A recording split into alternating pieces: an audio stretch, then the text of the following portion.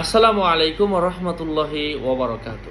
সম্মানিত প্রিয় উপস্থিতি, আজকের এই ভিডিওতে আমরা আলোচনা করব শরীরের কোনো অংশে প্রস্রাব লাগলে, পেশাব লাগলে সেটা কি আমরা টিস্যু দিয়ে মুছবো নাকি পানি দিয়ে ধৌত করব।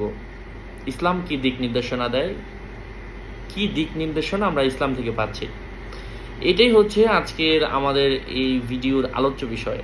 আলোচনা বুঝতে অবশ্যই শেষ পর্যন্ত শুনতে হবে। যারা এখনও চ্যানেলটি সাবস্ক্রাইব করেননি অবশ্যই সাবস্ক্রাইব করতে ভুলবেন না।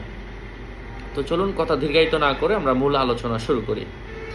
হাদিসের মধ্যে এসেছে, ফিকহের কিতাবগুলোর মধ্যে এসেছে, যদি আয়নার মধ্যে অথবা স্টিলের কোনো পাত্রের মধ্যে পেশাব লাগে, পায়খানা লাগে, জুতার মধ্যে, এগুলা টিস্যু দিয়ে অথবা মাটিতে ঘষা দিলেই কিন্তু পরিষ্কার হয়ে যায়। বিশেষ করে আয়না, গ্লাস। আর কাপড়ের মধ্যে অথবা শরীরের মধ্যে যদি লাগে, যতটুকুর মধ্যে লেগেছে ততটুকু ভালোভাবে ধৌত করতে হবে। এটা টিস্যু দিয়ে মুছলে এটা কি আর যাবে? এটা তো ধুতে হবে।